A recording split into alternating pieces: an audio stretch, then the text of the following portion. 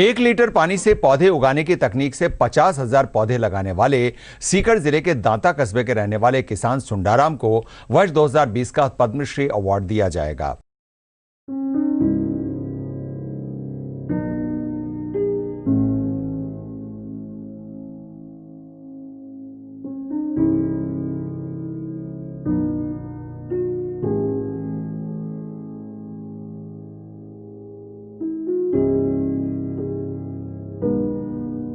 मैं सुंडाराम वर्मा, मेरा गांव दांता, जिला सीकर, राजस्थान से हूं और मैं किसान हूं। मेरी शिक्षा BSc तक है 1973 में और मैं खेती करता हूं और मैंने खेती के साथ साथ कुछ अपनी तकनीकें विकसित की हैं, जिसमें 1 लीटर पानी वाली से वृक्षारोपण महत्वपूर्ण है। इसमें पौधे को पूरे लाइफ टाइम में, पूरे जीवन काल में केवल 1 लीटर पानी देना होता है और जो बरसात का पानी ज़मीन में अवशोषित होता है उसको ही ज़मीन में कंजर्व करके रखते हैं।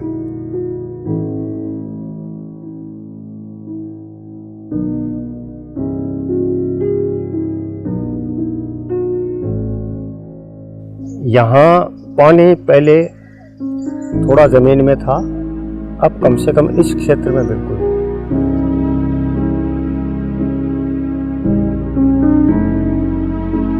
तो हमने 10-11 साल पहले एक बगीचा लगाया था अनार का, ये पीछे खड़ा है। उसमें थोड़ा पानी था तो इसलिए हमने बगीचा लगा लिया।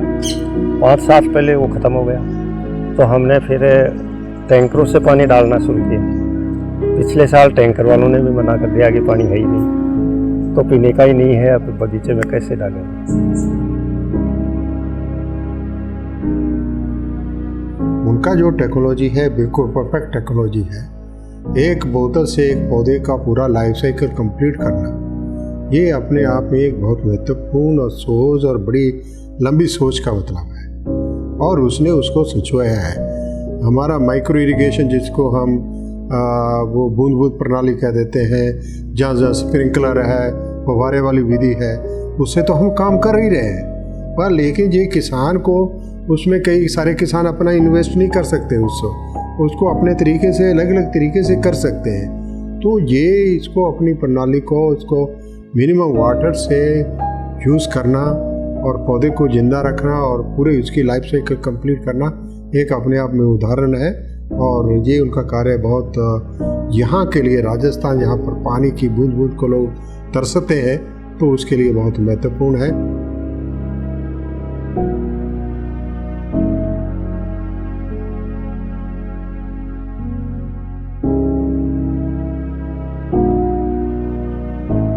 मैं 1982 में उस समय यंग फार्मर ट्रेनिंग कोर्स में था।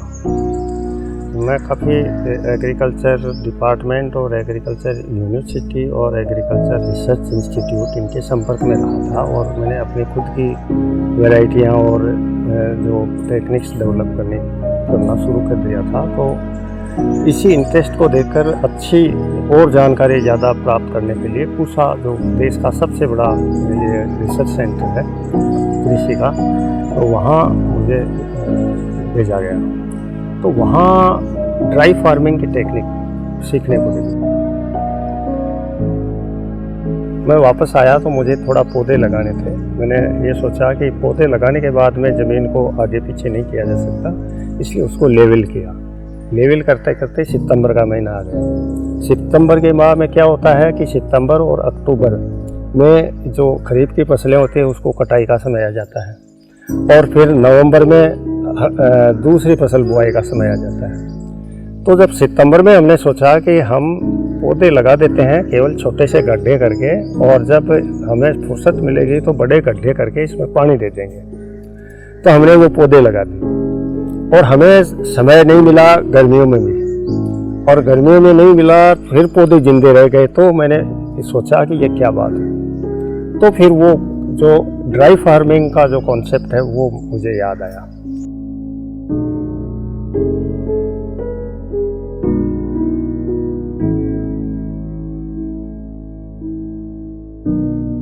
तो इस तकनीक में होता क्या है कि जो पानी बरसता है वो ज़मीन में अवशोषित होता है और वो 2 तरह से बाहर निकलता है। तो एक तो जो घास उगती है वो, और दूसरी जो पड़ी हुई ज़मीन है उसमें महीन सुराखें हो जाती हैं, और हम उसको वैज्ञानिक भाषा में कैपिलरी एक्शन कहते हैं। जो बहुत गहराई का पानी है वो भी बाहर आ जाता है।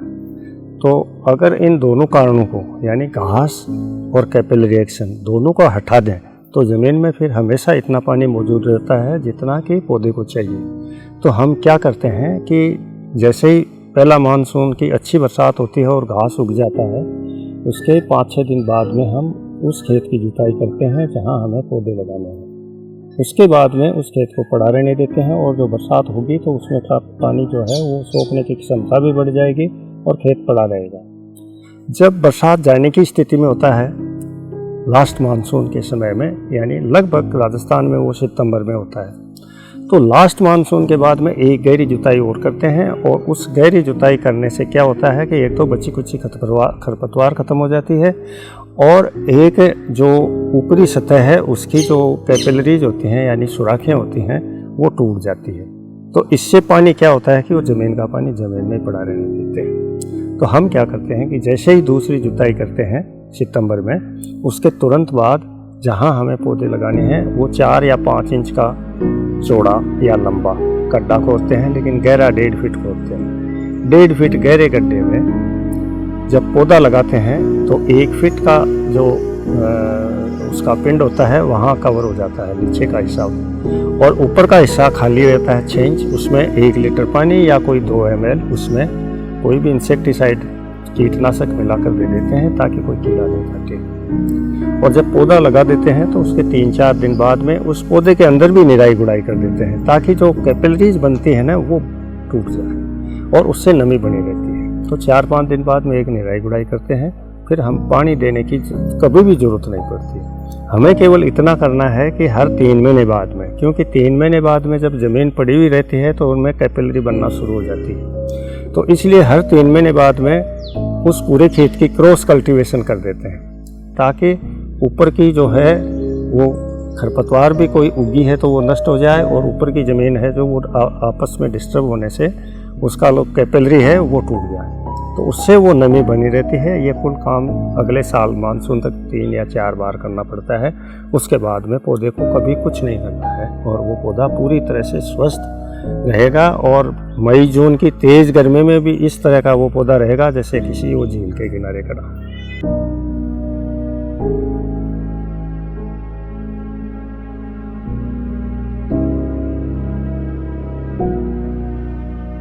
टैंकर वालों का ही पानी बंद हो गया तो फिर हमने ये सोचा कि हम अगर इनकी 2 कतारों के बीच में जो पौधे लगे हुए हैं अनार के, उसमें कतारों के बीच की जो खाली जगह है उसमें अगर प्लास्टिक बिछा दिया जाए तो पानी फ्लो होगा, और वो अगर पानी फ्लो होगा तो उसको एक जगह इकट्ठा करेंगे। ये हमारा विचार था। हमने नाबार्ड को भी लिखा था, ICAR को भी लिखा था, लेकिन हमने इसमें आगे बढ़ने की सफलता नहीं। फिर हमने जब पानी बंद हो गया तो फिर हमने ये सोचा कि हम ये करके देखते हैं। यहाँ का जो रेनफॉल पैटर्न है वो 40 सेंटीमीटर है। 1 वर्ग मीटर में 40 सेंटीमीटर से 400 लीटर पानी इकट्ठा होता है, तो 6000 वर्ग मीटर में 24 लाख लीटर पानी इकट्ठा होता है। इस साल 30 सेंटीमीटर बरसात हुई है, 15 लाख लीटर पानी इकट्ठा हुआ, और अगर हो सकता है कि अगले इस सितंबर के अंत में थोड़ी 5-7 सेंटीमीटर बरसात और होगी तो वो पूरा भर जाएगा। बाकी 15 लाख लीटर या 20 लाख लीटर ये दोनों पानी की मात्रा कम नहीं है। तो इस तरह से हमने ये इकट्ठा किया है।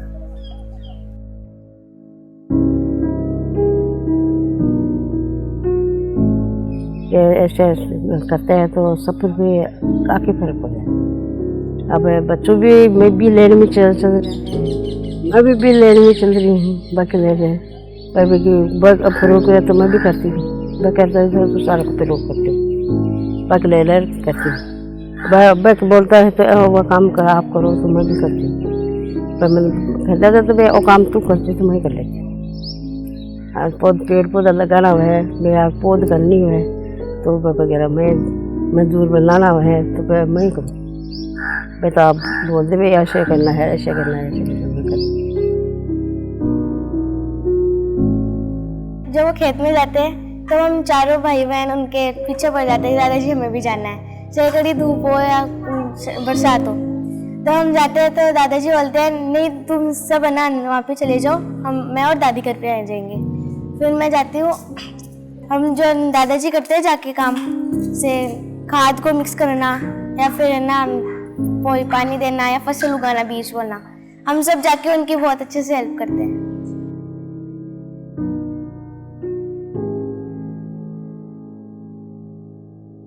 1995 में हनीबी नेटवर्क के संपर्क में आया।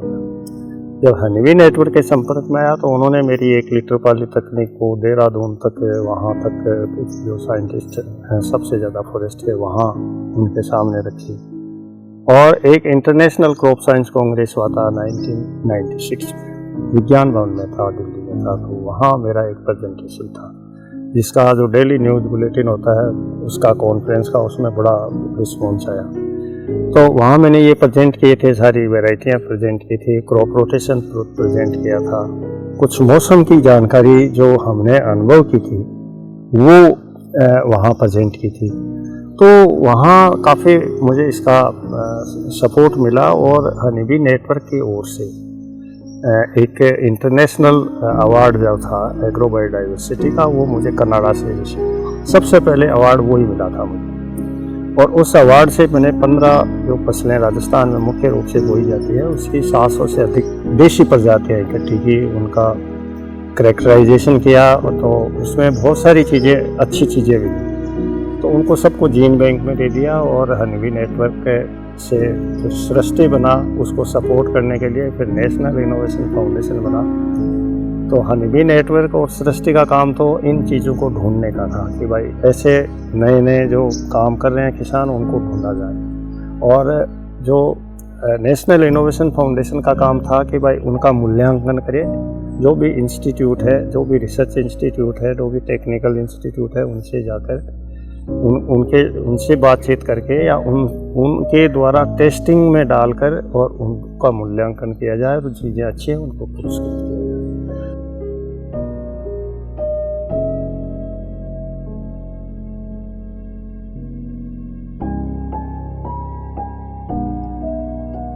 जैव विविधता कब काम आती है? जब कोई इमरजेंसी आ जाती है। वैसे तो उसका कोई नहीं है, पड़ी रहती है। जब लेकिन जैसे ही वातावरण परिवर्तन होता है, हमें नई तरह का जीन चाहिए, और वो जीन हमें जो नेचर में वैरायटीज उग रही हैं, जहाँ जिसको किसी ने संभाल रखा है, लगातार उग रही हैं नेचर में, उनमें वो करैक्टर अपने आप स्वतः आ जाते हैं कि वो वातावरण जलवायु परिवर्तन को सहन कर सकते हैं। Protection of plant variety right से ये सेवियर ऑफ जीनोम के अवार्ड हैं उनको मिला हुआ है, इसलिए वो संरक्षण किया हुआ उन्होंने बहुत सारी लोकल वैरायटी में, जिसमें ये सब चीज़ें जो है बहुत महत्वपूर्ण है।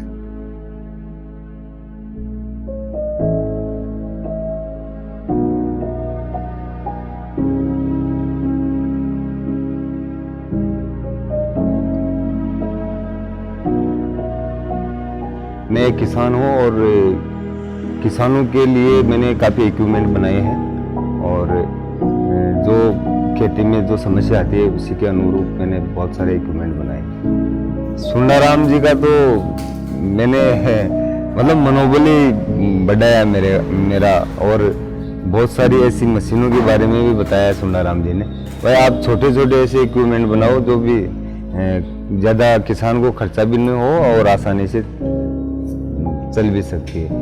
और ये सोच के मैंने एक weeder machine, electric weeder machine बनाई थी,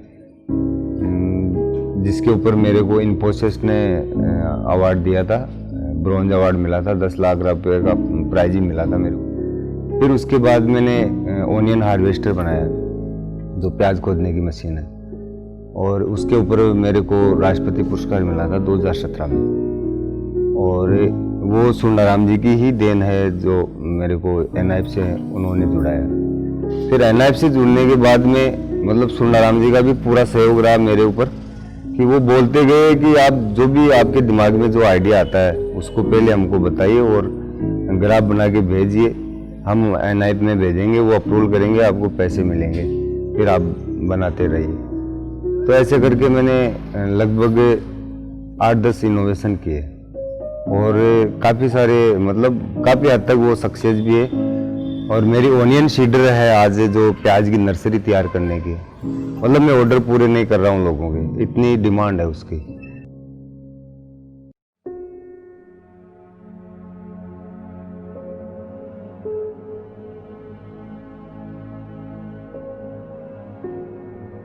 जिस तरह की एक वैज्ञानिक सोच उसमें पड़ी हुई है, वो वैज्ञानिक सोच एक आदमी में, आम आदमी नहीं होती है। बारीकी से जांचना, बारीकी से उसको समझना और उसके बारे में, क्योंकि वैज्ञानिक को क्या होता है कि आगे 10 साल 15 साल की सोचनी चाहिए, प्लान बनाता है।